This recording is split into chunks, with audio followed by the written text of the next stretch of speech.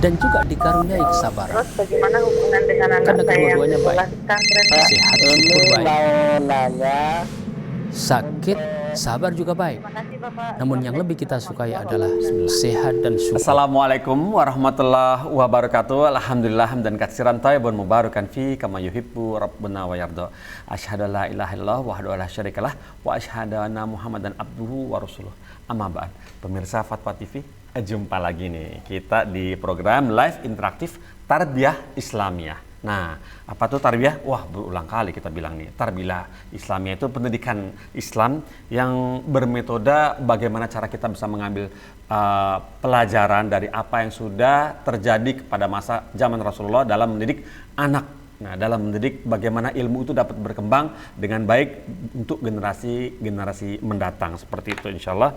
Baiklah, alhamdulillah, dan acara ini juga direlay oleh beberapa radio anggota Arvisi. Saya bacakan ya. Pertama Radio Sahabat Tegal, kemudian Radio MD FM Probolinggo, berikutnya Radio Gema FM Bontang, lantas Radio Hang FM Batam, lantas Radio Al Hikmah Banyuwangi, kemudian Radio Tuah FM Riau, lantas Radio Madinah Caruban, berikutnya Radio Amuba Pangkal Pinang dan Radio Dai Tengaran, lantas Radio Sago FM Sumatera Barat, dan kemudian Radio Albina AM Bekasi. Banyak juga ya radionya, alhamdulillah. Baiklah, alhamdulillah juga. Dan Ustadz Nafi Zainuddin Hafizahullah sudah tergabung bersama kita di sini. Kita sapa dulu Ustadznya. Ya. Assalamualaikum warahmatullahi wabarakatuh, Ustadz Zunah. Waalaikumsalam warahmatullahi wabarakatuh. Iya, apa kabar Ustadz? Alhamdulillah, cuma anak nggak lihat antum ini. Waduh, iya, ini Ustadz. Ini orangnya ngumpet Ustadz, ngumpet di Jakarta Pusat. Saya tidak bisa setting ini, walhasil suaranya nyambung ya. Iya, alhamdulillah. Gimana Mas Pogi, sehat-sehat? Baik, alhamdulillah kami semua di studio dalam keadaan baik, alhamdulillah. Semoga Allah tetapkan seperti itu sampai akhir hayat, seperti gitu ya, Ustadz. Nah, Ustadz, bagaimana Temanggung dan kabar pondok di Menara Quran?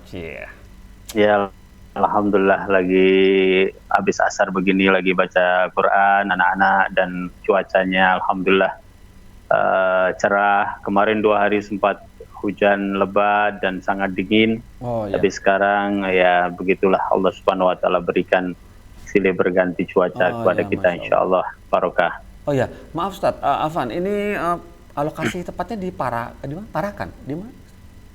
Parakan, Kecamatan Parakan, Desa Campur Salam, Kecamatan Parakan, Kabupaten Temanggung. Desa Campur Salam, Kabupaten Parakan, Kecamatan Parakan, Kabupaten Temanggung, Jawa Tengah ya, Ustadz ya?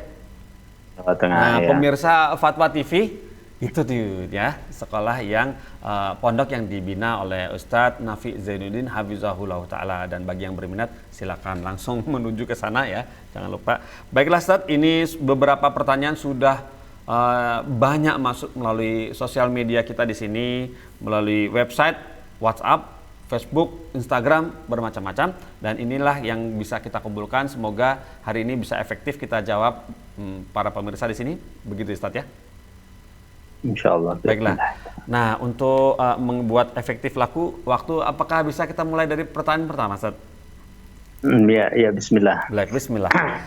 Pertanyaan pertama dari Didik Setiawan di Jawa Timur, Kabupaten Mojokerto, Indonesia.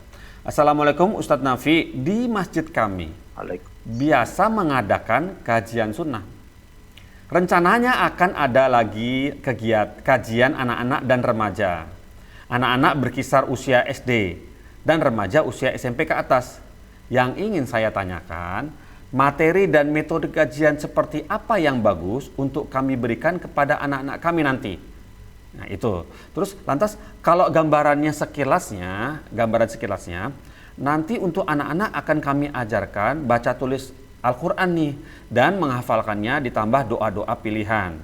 Nah sedangkan untuk remaja, kami coba mengajarkan pelajaran i'dad sebagaimana di pondok ataupun kampus seperti Lipia begitu. Namun i'dad di sini masih sederhana aja gitu. Mungkin penekanannya pada akidah dan tauhid, tahfiz, tahsin, dan bahasa Arab.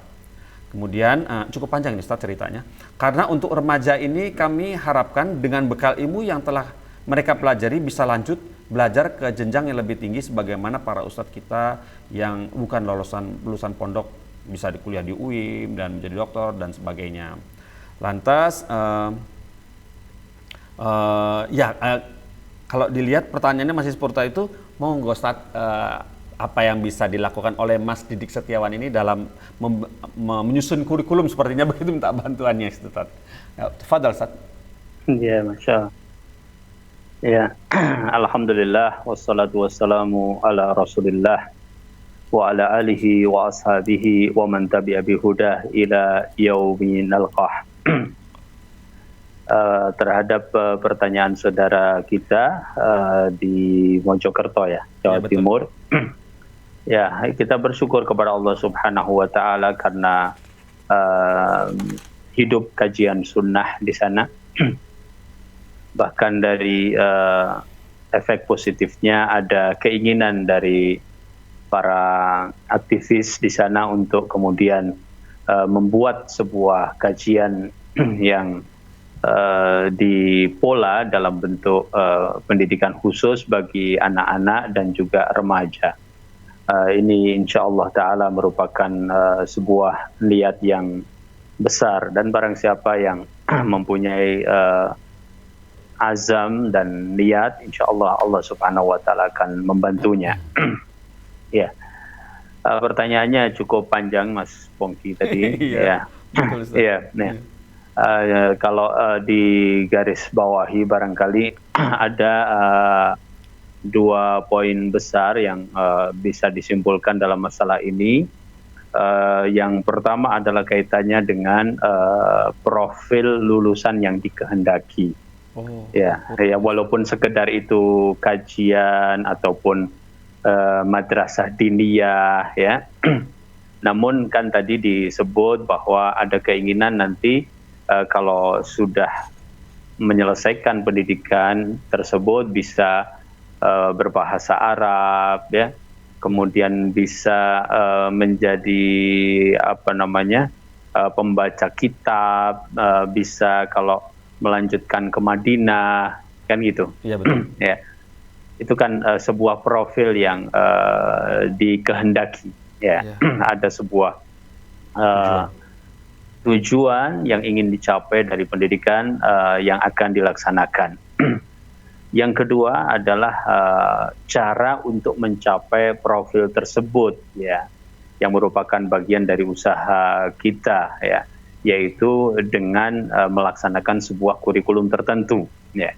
Karena untuk menjadi seorang yang mampu berbahasa Arab tentu kurikulum bahasa Arabnya diatur. Untuk menjadi seorang lulusan yang mampu membaca kitab di kajian-kajian misalnya, maka kurikulumnya juga harus diatur.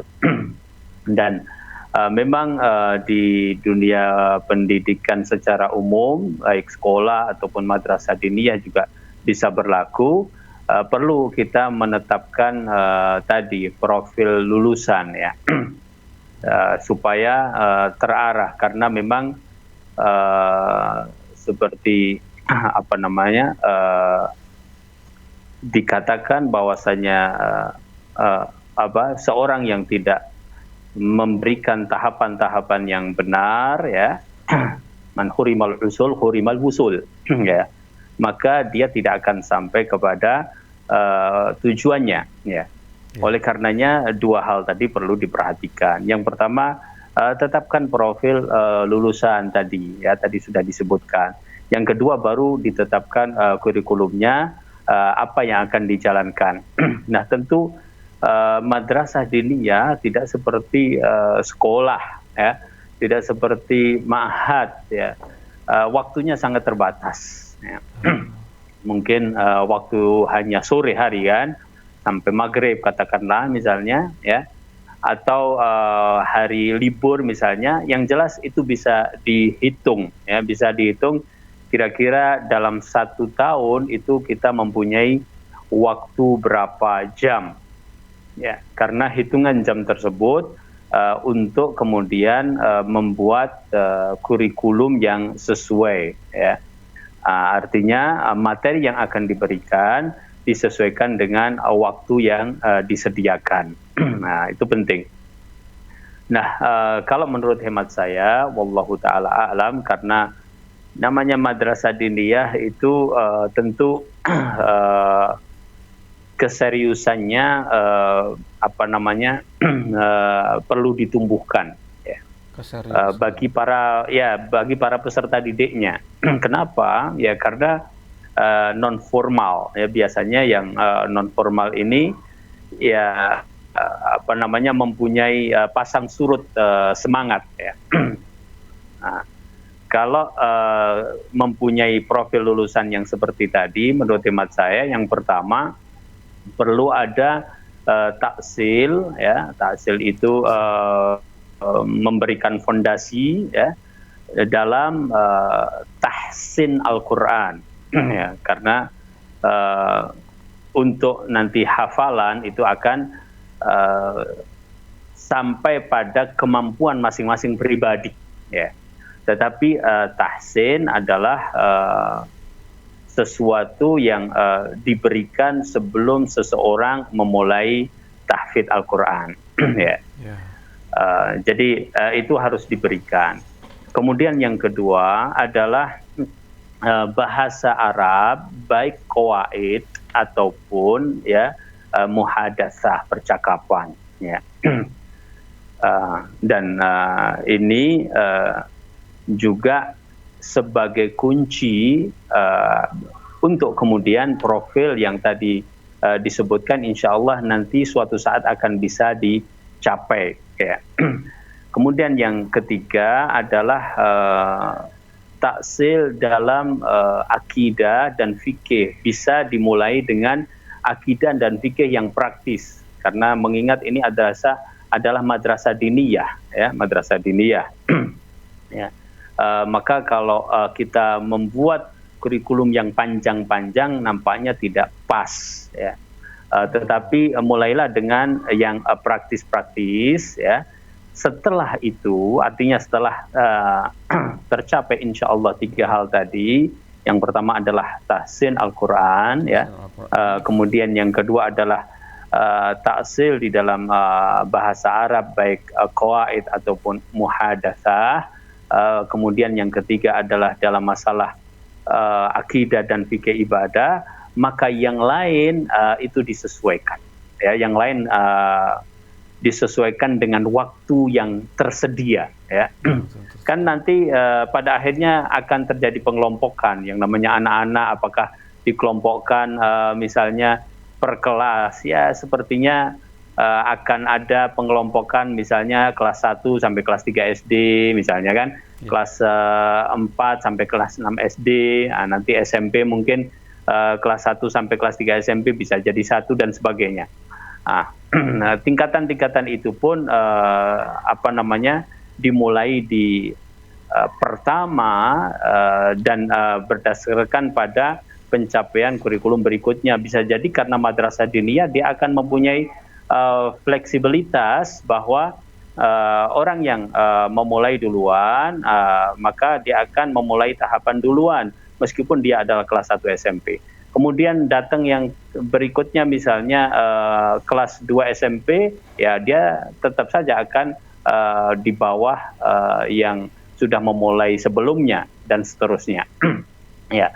Kemudian setelah itu yang paling penting, wallahu taala a'lam, apabila serius perlu direkrut, ya, tenaga pengajar yang mumpuni, ya. Jangan karena madrasah diniyah kemudian tenaga pengajarnya ya seadanya, seadanya, sisa waktu dan sebagainya.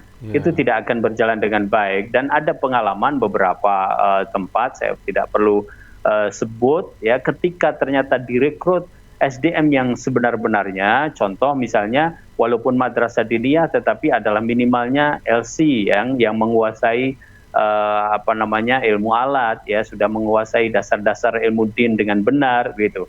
Nah, ini jauh lebih penting karena ini akan menyingkat banyak hal, ya. dan insya Allah dia juga mempunyai kreativitas tersendiri untuk nanti menyusun kurikulum yang sesuai berdasarkan kenyataan yang ada. Ya. Jadi itu tidak kalah penting, wallahu taala alam, ya. Itu diantara tipsnya Mas Pongki, ya. Adapun buku-bukunya tentu nanti bisa dipilihkan sesuai dengan kondisi setempat, insya Allah, karena cukup banyak, insya Allah. Dan untuk sampai ke Madinah jangan khawatir, selama anak insya Allah mempunyai ijazah secara administratif, ya, mempunyai ijazah yang berlogo burung Garuda, ya, dan itu dianggap ijazah resmi, memang begitu Mas Bogi, ya, dianggap ijazah formal, maka dari manapun insya Allah bisa masuk ke Madinah sejauh pengetahuan kami. Tinggal nanti bagaimana proses ke sana itu dijalani, dan semoga Allah Subhanahu wa taala memudahkan. Allahu a'lam. Masya Allah Ustaz, barakallahu fikum Ustaz, atas nasihatnya dan masukannya kepada Mas Didik Setiawan di Mojokerto. Semoga acara ini disaksikan juga, ya, jadi bisa langsung diambil kesimpulan, langsung ditindaklanjuti atas jawaban dari Ustadz Nafi Zainuddin. Alhamdulillah Ustadz, barakallahu fiik. Berikut kita masuk ke pertanyaan selanjutnya dari Ibu Nur Aminah di Bogor, Jawa Barat. Assalamualaikum, Bismillah, Assalamualaikum warahmatullahi wabarakatuh, Ustadz Nafi. Assalamualaikum warahmatullahi wabarakatuh. Selama pembelajaran online, saya mengirim tugas hafalan anak-anak ke grup kelas yang ada di Telegram berupa video dan voice note. Setiap mengirim tugas, ada saja wali santri yang komentar bahwa anak saya luar biasa, nyetor tugasnya selalu on time, hafalan Qur'annya mantap, hafalan tarbiyahnya mumtaz. Saya mengirim tugas anak-anak selalu tepat waktu dan berusaha supaya anak-anak mengumpulkan tugasnya dengan maksimal, dalam kurung benar-benar sudah hafal baru disetorkan tugasnya, kurung tutup. Niatnya memang karena Allah Ta'ala, tapi Ustadz dengan adanya komentar wali santri seperti itu bikin anak jadi ketakutan, takut ada penyakit ain yang menimpa anak-anak kami di sini. Kemudian karena hasad atau dengki bagi mereka orang tua yang tidak seperti yang diharapkan anaknya. Nah, bagaimana menyiasati kondisi seperti ini, ya Ustadz? Mohon jawabannya. Jazakallah. Nah, barakallahu fikum.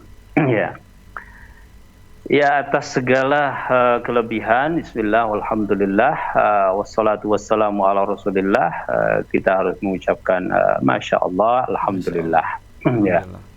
Nah, dan kalau anak yang disebutkan tadi memang alhamdulillah mempunyai kemampuan yang sedemikian rupa, ya, untuk menghindari beberapa hal yang dikhawatirkan. Yang pertama dilakukan, ya, ajarkan kepada anak-anak zikir pagi dan petang, ya.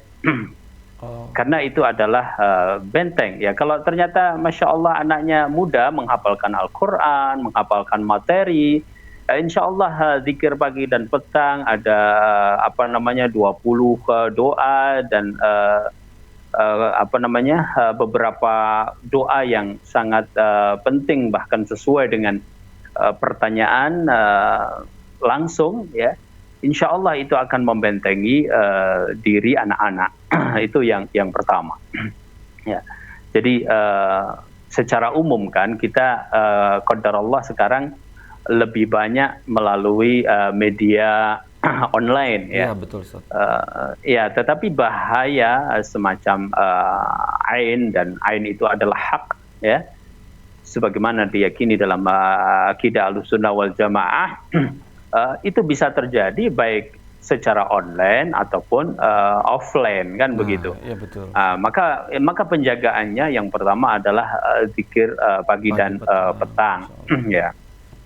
Kemudian yang kedua, sebagaimana diperintahkan kepada Nabi kita Muhammad SAW, ya, ketika akan membaca Al-Quran kita memulainya dengan ta'awudz, ya. Ya. Maka ta'awudz itu menghalangi insyaallah taala dari segala gangguan baik terhadap bacaan Al-Qur'annya ataupun gangguan dari faktor-faktor yang lain, faktor-faktor eksternal ya, termasuk dari apa yang dikhawatirkan ya. Kalau itu sudah dilakukan kemudian kita berazam ya, maka bertawakal kepada Allah Subhanahu wa taala ya. Idza azamta fatawakkal 'ala Allah ya. Namun kembali lagi saya mengingatkan akan doa-doa, contoh doa a'udzu bikalimatillahi tammat min syarri ma khalaq ya. Bismillahilladzi la yadhurru ma'asmihi syai'un fil ardi wala fis sama wa huwas samiul alim ya. A'udzu bikalimatillahi tammah min kulli syaitanin wahamah wa ainin lamah ya. Jadi disebutkan kepada kita beberapa doa dari Rasulullah Sallallahu Alaihi Wasallam untuk melindungi diri ya, supaya apa yang dikhawatirkan tidak terjadi. Kalau itu adalah sebuah rekaman, baik rekaman suara apalagi rekaman video ya, maka tentu buatlah rekaman yang wajar ya.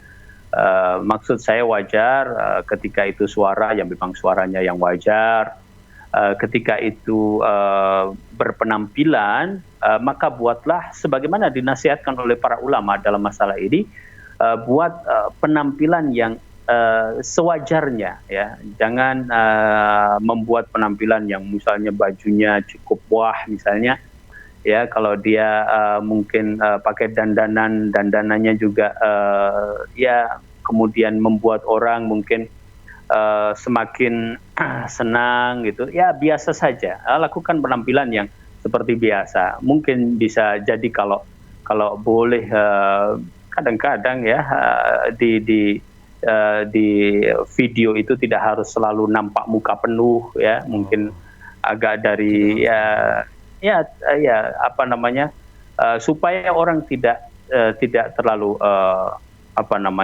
fokus kepada hal-hal yang disebutkan tadi. Di samping kita sendiri juga berusaha untuk tidak ujub ya, tidak merasa ta'ajub sehingga berbahaya terhadap ketulusan amal kita. Hal-hal yang seperti itu wallahu taala alam merupakan perkara-perkara yang menjaga insyaallah dari kekhawatiran-kekhawatiran tadi.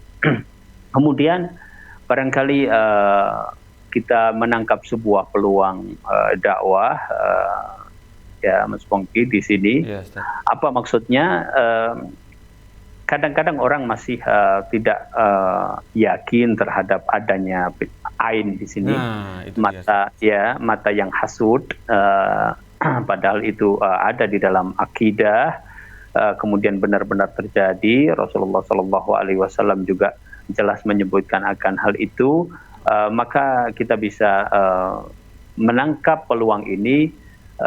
Bisa jadi melalui guru ya, sehingga guru menyampaikan kalau melihat sesuatu yang menakjubkan diucapkan Masya Allah ya, dan sebagainya. Insya Allah dengan peluang ini kita juga menyebarkan kebaikan dan Allah Subhanahu Wa Taala melindungi anak-anak kita dari ain, hasud dan sebagainya. Wallahu taala. Masya Allah Ustaz, barakallahu fikum Ustaz. Wah ini semoga bermanfaat sekali nih Ustaz, karena memang kondisinya sekarang seperti ini, yang kekiniannya beginilah adanya. Pembelajaran via online, terpaksa harus narsis gitu Ustaz. Terpaksa harus pamer anaknya wes. Kan semakin ini kan nggak mau dapat nilai tinggi dong ya kan, lantas deh videonya. Jadi ada rambu-rambu ya Ustaz ya. Coba kalau saya sudah termasuk pembiasaan menghargai sebuah prestasi itu penting dengan mengucapkan alhamdulillah, mengucapkan masya Allah ya, alhamdulillah dengan pertolongan Allah kita bisa hafal dan sebagainya. Itu adalah pembiasaan yang penting supaya terhadap prestasi seseorang itu yakni Allah Subhanahu Wa Taala yang memberi kepada kita hakikatnya hanyalah melakukan sebuah usaha tanpa taufik dari Allah Subhanahu wa taala, maka tidak akan terjadi. Berhasil, ya betul, masya Allah, atau izin Allah. Baiklah Ustaz, itu jadi kalau boleh saya sedikit review sedikit tadi, ajarkan anak zikir pagi dan petang, kemudian baca ta'awudz sebelum dimulai syutingnya, kemudian penampilan yang wajar, waju yang wajar sesuai dengan tuntunan menutup aurat, kemudian tidak harus nampak wajah penuh, gitu Ustaz ya. Masya Allah.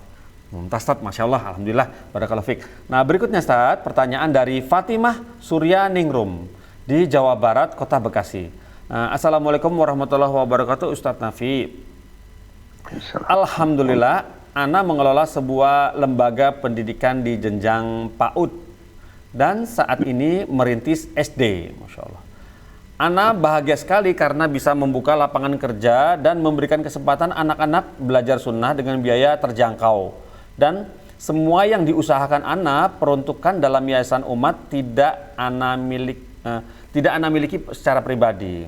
Semoga Allah terima sebagai amal jariah. Lantas pertanyaan Ana saat ini, ingin sekali Ana melanjutkan kuliah ke S2, tapi masih ragu-ragu karena mempertimbangkan mudorotnya. Ini perempuan berarti ya. Menurut Ustadz, apakah sebaiknya Ana mewujudkan keinginan Ana tersebut atau sebaliknya tidak perlu?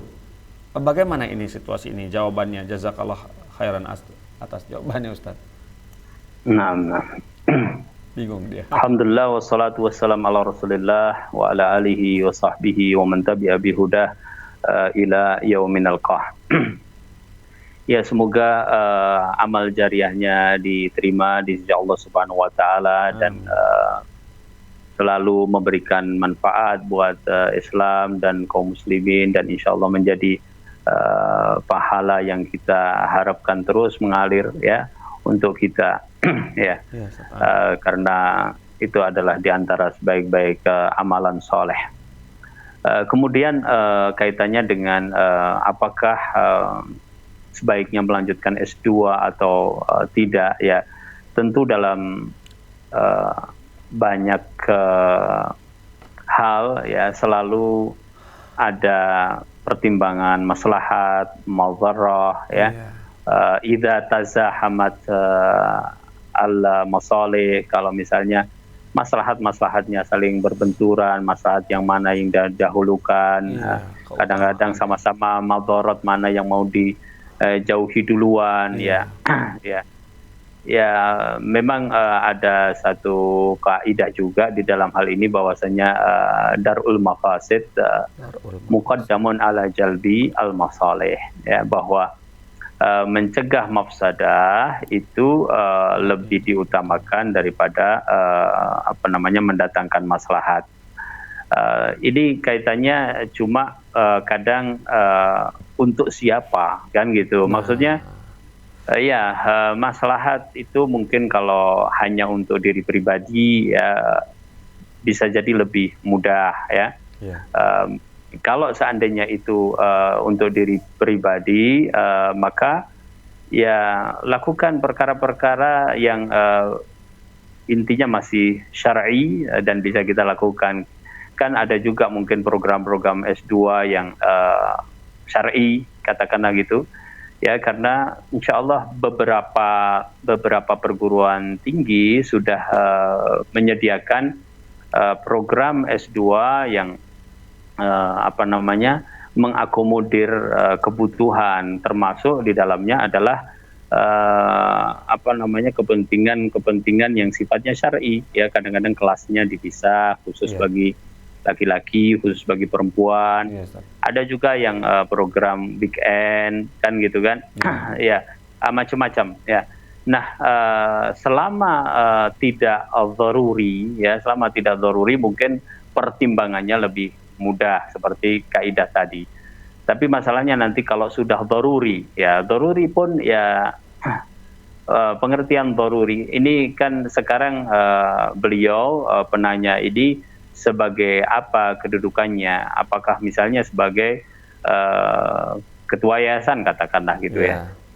Ya, mungkin dia tidak perlu S2, tapi untuk selalu menambah wawasan tentang pendidikan sangat penting dan gitu. Tapi kalau dia sebagai kepala sekolah, misalnya kepala sekolah, kalau TK belum perlu S2. Kalau SD saya tidak tahu sekarang peraturan yang baru apakah disyaratkan misalnya S2. Itu pun apakah bisa didelegasikan misalnya ya.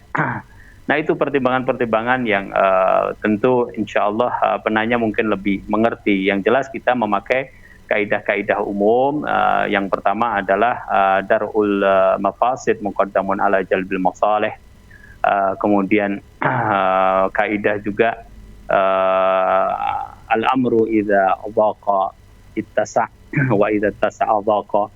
Ya perkara itu kalau menyempit menjadi sebuah darurat ya, ada jalan keluarnya ya, ada jalan keluarnya. Tapi kalau sudah dibuka jalan keluarnya tentu juga tidak kemudian membebaskan sebebas-bebasnya, tentu tetap pakai kaidah-kaidah. Nah ini kembali kepada kaidah-kaidah umum yang seperti itu dipertimbangkan kepada penanya dan kondisi sekolah ya. Selagi insya Allah tidak daruri ya tentu maslahat syar'i kita lebih pentingkan. Wallahu taala. Masya Allah Ustaz, seperti itu ya. Jadi harus dipertimbangkan ya Ustaz ya. Ketika di situ tujuannya terdapat sebuah mudaratnya lebih banyak ya. Jadi lebih diutamakan ketimbang mengambil manfaat di tempat tersebut, begitu seperti ya, tujuan seperti itu ya Ustaz ya. Barakallahu fiik. Ya, di antaranya seperti itu. Barakallahu fiik. Alhamdulillah seperti itu. Baiklah, semoga Ibu Fatimah bisa paham apa yang sudah disampaikan Ustadz Nafi Zainuddin. Dan Ustadz, insya Allah ini pertanyaan ini selalu sampai loh. Insya Allah kita upayakan sampai kepada penanya Ustadz. Alhamdulillah. Mulai ini Fatwa TV sudah hampir sebulan ada program seperti itu. Insya Allah pemirsa ditunggu saja jawabannya ya. Apa yang sudah dijawab oleh Ustadz Nafi kita rekod, kita rekap dan kemudian segera dilayangkan ke jalur pribadi WhatsApp insya Allah. Bagi yang menyertakan WhatsApp insya Allah seperti itu ya. Kemudian Alhamdulillah pertanyaan berikut dari Siti Rahayu Ustadz. Siti Rahayu Banten, Kota Tangerang. Banten, Kota Tangerang. Pertanyaan seperti ini. Assalamualaikum warahmatullahi wabarakatuh Ustadz Nafi. Saya mempunyai 2 anak laki-laki. Kami didik dengan cara yang sama. Qadarullah, 2 anak ini sangat berbeda. Yang pertama cenderung melawan kami dengan tidak mengindahkan nasihat. Bahkan sudah pindah sekolah dari SMP ke SMA sampai 6 kali. Pindah sekolah dari SMP ke SMA itu 6 kali jumlah pindahnya. Lantas di rumah selalu bertentangan. Setiap kami ajarkan hal-hal yang disunahkan seperti itu. Lantas sebagai seorang guru, saya malu pada diri sendiri nih. Nah, mohon petunjuknya Ustadz, amalan apa Ustadz agar anak ini bisa berubah menjadi lebih baik. Kadang terlintas di pikiran saya, apa rumah kami tidak berkah ya? Kok anak saya nggak betah di rumah? Begitu Ustadz. Mohon nasihatnya Ustadz. Barakallahu fiik. Barakallah. Ya. Alhamdulillah wassalatu wassalamu ala Rasulillah wa ala alihi wa sahbihi wa man tabi'a bihudah ila yaumin alqah. Allahumma afiqna. Pemirsa yang dirahmati Allah Subhanahu wa taala, ini kasus ya. 2 anak dalam satu keluarga sudah dididik dengan pola pendidikan yang sama, namun terjadi sebuah perbedaan ya. Mungkin yang kecil nurut, yang besar justru melawan, dan seterusnya seperti tadi diceritakan. Ya. Nasihat saya yang utama adalah jangan kita disibukkan dengan komentar-komentar orang, perasaan-perasaan malu ya. Baik kepada diri sendiri ataupun malu kepada diri sendiri itu kadang ditimbulkan bisa jadi oleh faktor-faktor eksternal ya. Kita jangan menyibukkan diri kita dengan perkara itu, tetapi pusatkan saja bahwa anak itu adalah amanah yang kadang juga menjadi ujian, karena Allah Subhanahu wa taala berfirman, innama amwalukum wa auladukum fitnah ya. Jadi harta kadang menjadi fitnah, anak-anak juga kadang-kadang menjadi fitnah, ya. Maka kita pusatkan perhatian kita kepada bagaimana islah terhadap anak yang kita sedang bicarakan di sini.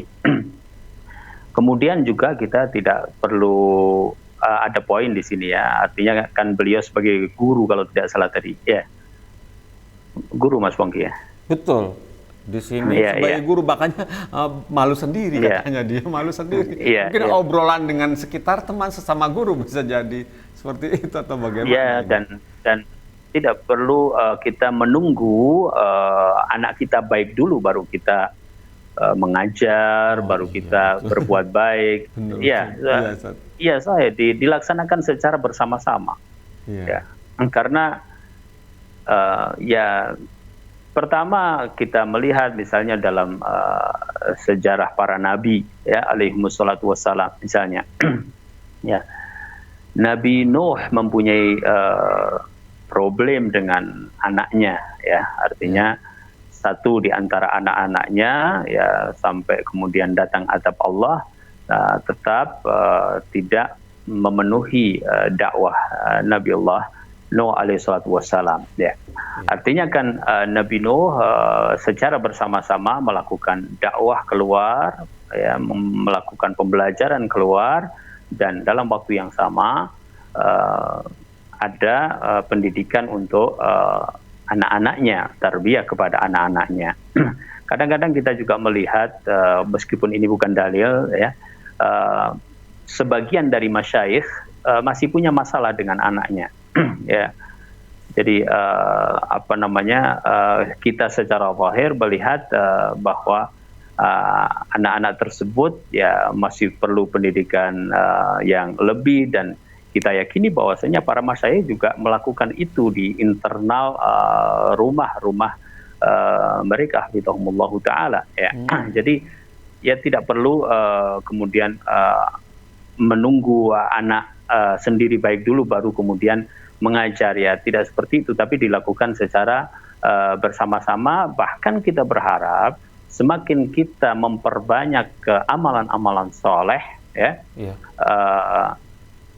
kemudian Allah Subhanahu Wa Taala memberikan kebaikan kepada anak-anak kita. Amin. Ya, ya, dan itu banyak kita dapatkan, misalnya baik dalil ataupun cerita di dalam agama kita, ya, berkaitan dengan itu. Ya, jadi kita tidak perlu menunggu. Kembali kepada Allah Ta'ala alam, memusatkan perhatian kita, ya, tadi disebutkan sudah pindah sampai 6 kali. Iya, pindah. Ini sebuah fenomena tersendiri, Mas Pongki, ya. 6 rekor, jadi banyak. Ya, jadi pindah 6 kali ini kalau tidak ada peristiwa yang macam-macam di dalam rumah sendiri, berarti memang ada problem kepada anaknya, kan gitu.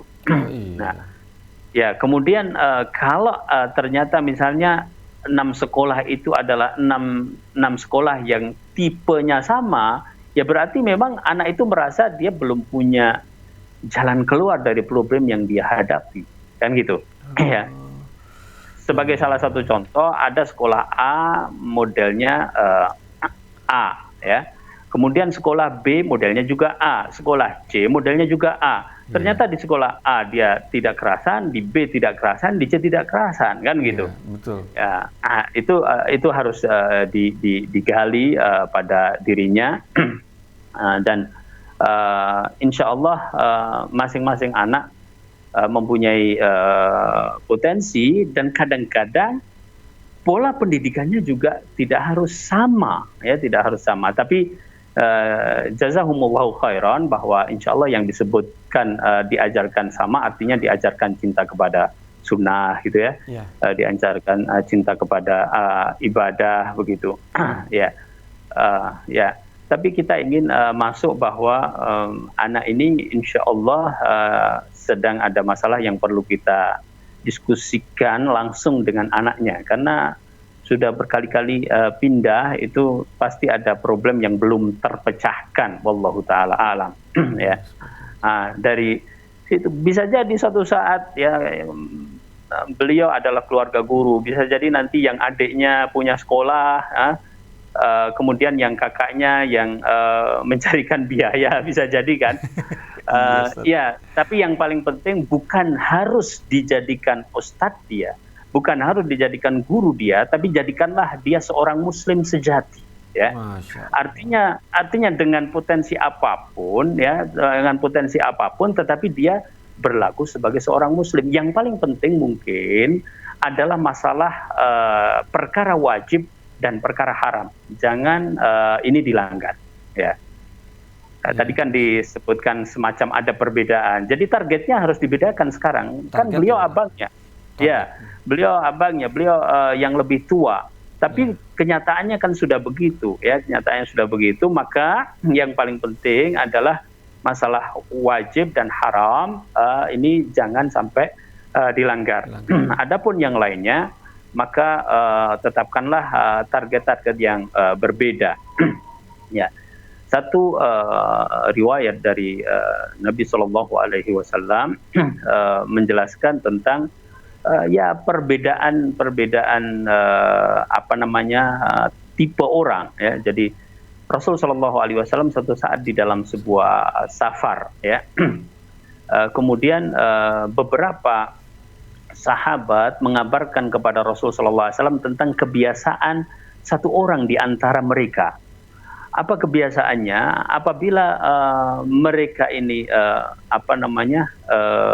tinggal di satu tempat, artinya singgah, maka dia ini sholat, ya, kemudian dalam waktu istirahat membaca Al-Quran, ya. Kemudian ditanyakan sama Rasul Shallallahu Alaihi Wasallam, terus siapa yang ngurusi kendaraannya ini, siapa? Ya kan mereka rombongan, ya. Tapi saat-saat singgah, saat-saat istirahat disibukkan dengan ibadah, baik sholat ataupun qiraah, gitu. Yeah. Pertanyaannya, siapa yang memberikan makanan terhadap untanya atau mengurusi kendaraannya? Ya, para sahabat yang lain mengatakan kami. Ya, kemudian Rasulullah SAW menjelaskan, antum khairun minhu, ya, au innakum khairun minhu, au kama qala sallallahu alaihi wasallam. Satu riwayat. Ya, sebagian ulama menjelaskan mursal, tapi baik, tapi ada juga penguat-penguat yang lain. Saya tidak hadir sekarang riwayat, tapi pernah Rasul Shallallahu Alaihi Wasallam dalam satu perjalanan juga ada yang puasa dan ada yang tidak puasa, gitu, ya. Iya. Kemudian yang puasa ini, subhanallah, karena cuacanya sangat panas sampai kemudian kelelahan dan ada yang pingsan dan sebagainya, ya. Kemudian orang-orang yang tidak puasa ini mendirikan kemah-kemah untuk mereka, ya, sampai Rasul Shallallahu Alaihi Wasallam mengatakan zahabal muftiruna bil ujur, ya, ya. Saat ini orang-orang yang nggak puasa dapat pahala, gitu. Nah, itu kan peran yang berbeda, ya, peran yang berbeda maksudnya, gitu, ya. Tapi alhamdulillah contohnya kan memang para sahabat yang menjadi toladan kita. Maksud saya mungkin abangnya ini punya potensi tersendiri yang selama tadi masalah wajib, masalah haram dia jaga, kemudian kita arahkan kepada perkara-perkara yang benar, ya. Semoga Allah Subhanahu wa Ta'ala memberikan jalan. Tentu insya Allah kedua orang tuanya telah mendoakan, tapi jangan juga terlalu tidak disebut dalam pertanyaan, tapi barangkali terjadi dibanding-bandingkan. Jangan abangnya itu dibanding-bandingkan dengan kepada adiknya, ya. Itu tidak efektif, ya, untuk kemudian langsung merubah dirinya. Insya Allah lebih efektif dicari apa masalahnya dan apa potensinya, kemudian dia diarahkan menuju apa yang ditemukan. Insya Allah Taala itu lebih bermanfaat. Wallahu Taala alam. Masya Allah, Ustaz. Jadi tidak boleh membandingkan kedua adik kakak seperti itu. Kamu kok nggak seperti adik kamu, rajin seperti itu, ya, Ustaz, ya. Dan kemudian tidak efektif, tidak efektif. Dalam pengertian ini koridor tidak efektif apa sih maksudnya? Maksudnya nggak selalu tidak berhasil Sekarang dengan kondisi seperti itu, dengan ya, treatment seperti kenyataan itu kan ada, ya kenyataan perbedaan itu ada Iya, dan kakaknya pun sadar bahwa beda itu sadar. Tetapi kadang-kadang orang mengatakan bahwa saya tidak harus sama dengan adik saya. Kan gitu ya. Saya adalah diri saya. Kadang-kadang orang mengatakan seperti itu. Maka kita lebih baik lebih perhatian kepada potensi yang ada pada dia. Ya, adapun mukoronah secara umum, orang yang sudah jelas-jelas buruk dengan orang yang baik, ya ada di dalam Al-Quran ya masalah mukoronah itu. Ya. Ya. Masya Allah Ustaz, barakallahu fikum Ustaz, Masya Allah. Semoga untuk bagi tips orang tua yang memiliki anak dalam pendidikan SMP dan SMA atau SMP sama-sama 2, dan itu tips dari Ustadz Nafi bahwa tidak efektif untuk membanding-bandingkan antara anak satu dengan anak yang lain ya. Padahal dari rahim yang sama ya Ustadz ya, tabiatnya bisa berbeda-beda Ustadz. Dari rahim yang sama. Ya, namanya perjalanan hidup itu kita semuanya bahkan terlahir dalam posisi yang sama ya. Iya, tetapi di saat kita kembali berbeda, yang insya Allah kita dukung untuk terus berjuang ya, terus untuk memperbaiki ya, dan insya Allah ya. Kalau itu yang kita lihat, tentang keberkahan rumah tadi disebut ya. Jangan dia curiga jadi jangan-jangan rumahnya nggak berkah gitu. Gimana tuh? Iya. Ya kalau itu kan kembali kepada apa yang kita lakukan di rumah ya, selama rumah itu dibacakan Al-Quran, selama rumah itu mempunyai bagian sholat sunnah ya. Selama rumah itu insya Allah perkara-perkara yang baik rezekinya, ya insya Allah rumah yang barokah. Kita jangan pesimistis selama kita sudah melakukannya. Ya dia tidak betah itu memang perlu dicari sebabnya, dan nampaknya banyak di antara anak-anak terutama seusia SMA ya senang keluar gitu ya, karena dia mungkin punya banyak teman, begitu kan? Ya punya banyak teman, apalagi kalau di rumah tadi belum merasa cocok lah dengan adiknya kan gitu. Ya dia sendiri ingin mempunyai dunia yang berbeda dan seterusnya. Ya insya Allah Allah Subhanahu Wa Taala kasih jalan keluar. Wallahu taala. Amin, Allahumma amin. Baiklah Ustaz. Barakallahu fiik Ustaz atas nasihatnya. Semoga Ibu Siti Rahayu di Kota Banten, Tangerang bisa menyaksikan acara ini, dan insya Allah kami akan kirim jawabannya dalam waktu yang dekat insya Allah. Baiklah Ustaz, ini pertanyaan berikutnya dari Rizky Yulian di Jawa Tengah, Semarang Ustaz. Assalamualaikum Ustaz Nafi. Saya adalah seorang desainer grafis. Saya bekerja di sekolah SD atau PAUD TK Islam Umum. Yang juga insya Allah sekolah ini masih mengajarkan tauhid yang benar insya Allah. Lantas, niat saya bekerja ialah untuk ibadah serta mencari nafkah. Saya diberikan tugas untuk mengembangkan dan mempromosikan brand sekolah tersebut agar sekolah tersebut bisa mendapatkan murid yang lebih banyak sesuai kuota. Lantas, saya berusaha untuk membuat media promosi yang tidak melanggar syariat. Dan alhamdulillah ini masih bisa saya laksanakan, dan terkadang saya juga ditugaskan untuk membuat media non promosi seperti desain buku anak atau video dokumentasi. Namun, di tempat saya bekerja ini masih terdapat mata pelajaran yang tidak sesuai syariat.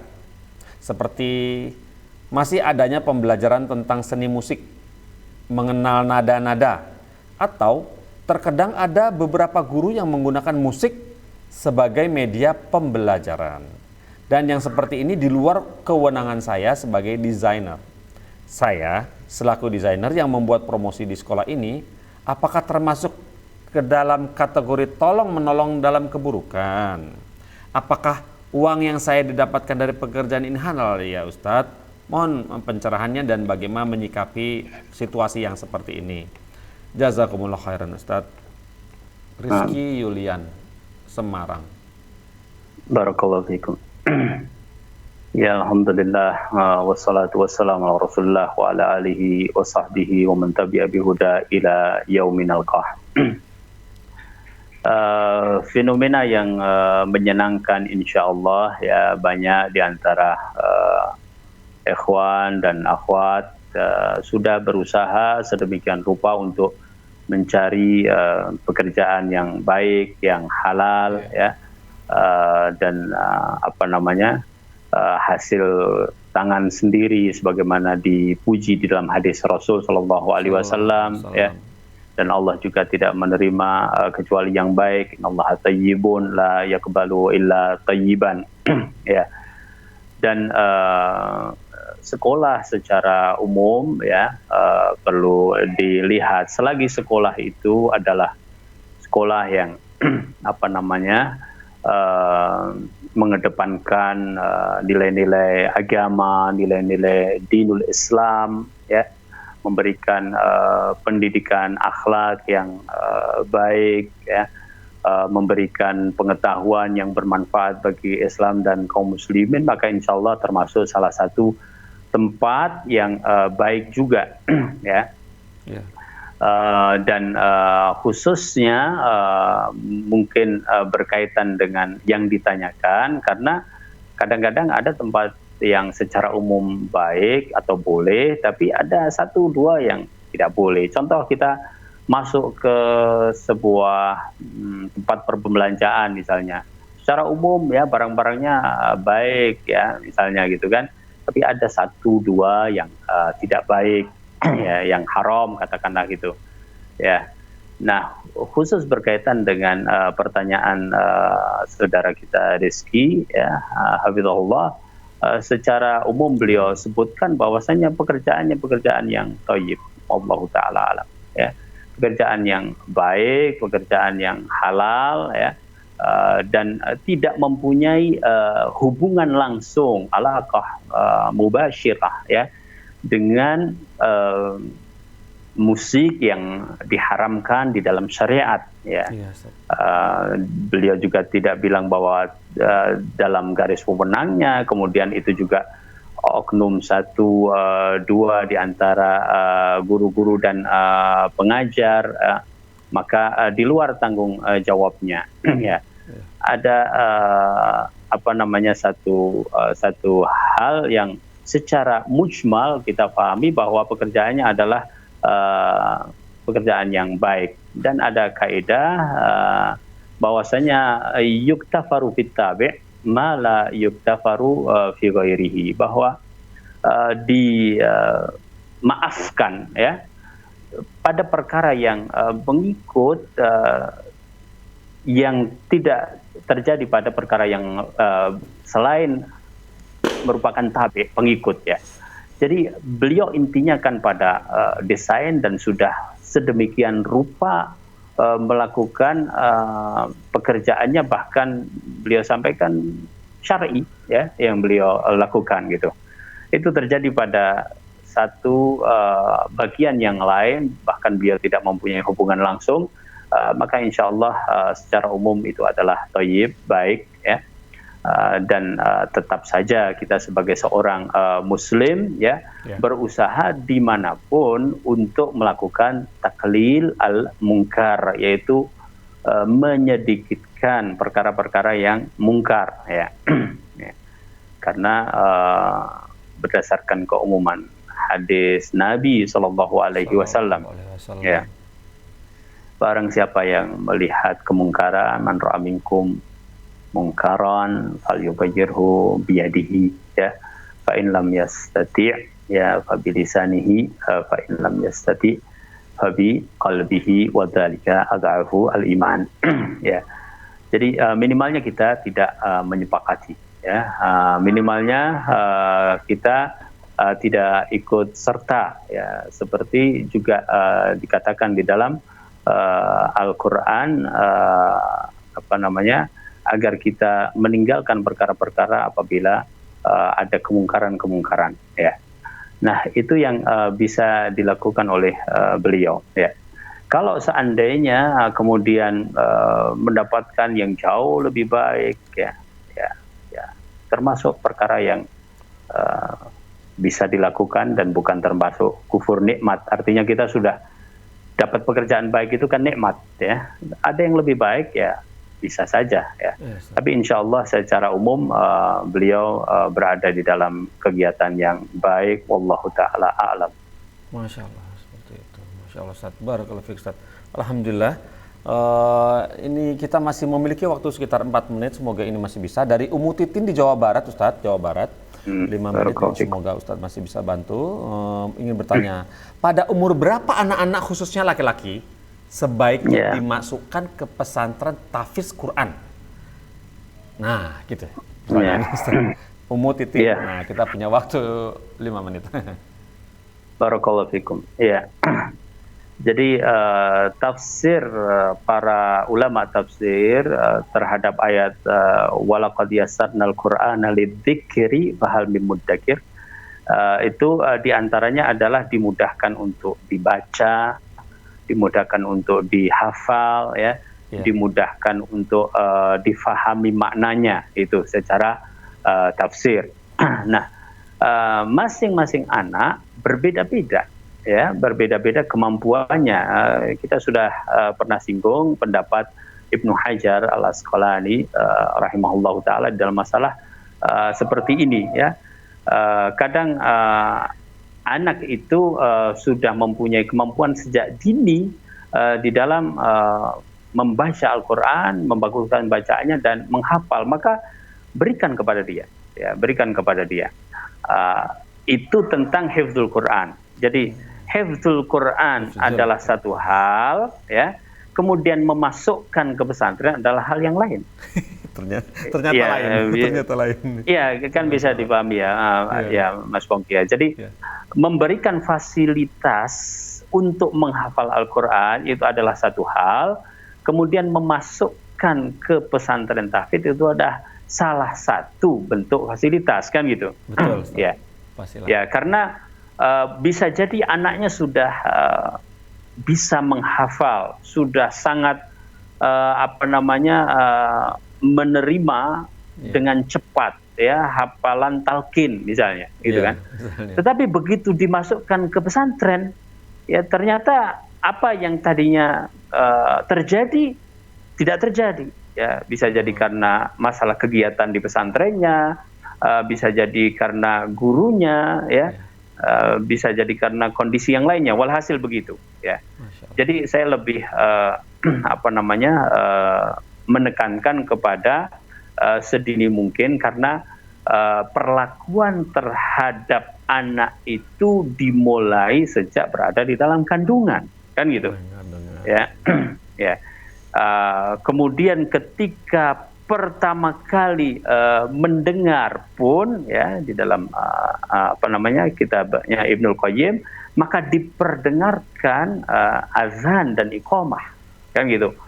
Kemudian ketika pertama kali mulai bisa berbicara, ajarkan untuk bisa mengucapkan syahadatain, ya. Asyhadu an la ilaha illallah wa asyhadu anna Muhammadar Rasulullah, ya, disebutkan oleh beliau rahimahullahu taala dalam kitab beliau. Nah, berarti begitu juga ketika sudah mulai bisa membaca Al-Qur'an, ya, segera fasilitasi untuk mendapatkan porsi Al-Qur'an tersebut. Masya Allah, baik tahfidnya ataupun tahfidnya, ya. Nah. Tapi kalau masuk pesantren mungkin pertimbangan berikutnya, Mas Pongki, tidak bisa kita generalisir, tapi saya pernah menyampaikan bahwa nampaknya untuk kasus-kasus di tempat kita banyak pesantren-pesantren yang saya secara pribadi melihat anak seusia SMP baru lebih cocok untuk masuk ke pesantren. Wallahu taala. Barakallahu fiik, Ustaz. Alhamdulillah tuntas sudah acara kita. Barakallahu fiik, Ustaz. Alhamdulillah. Insyaallah kita tutup acaranya, boleh, Ustaz, ya? Baik, barakallahu. Alhamdulillah. Pemirsa, tuntas sudah acara kita tutup dengan kafaratul majelis. Subhanakallahumma wa bihamdika asyhadu an la ilaha illa anta astaghfiruka wa atubu ilaika. Wassalamualaikum warahmatullahi wabarakatuh. Dan juga dikaruniai kesabaran. Terus bagaimana hubungan dengan anak Karena saya yang kedua-duanya baik. sekolah pesantren? Sehat, syukur baik. Mau nanya, Sakit, sabar juga baik. Terima kasih Bapak. Namun yang lebih kita sukai adalah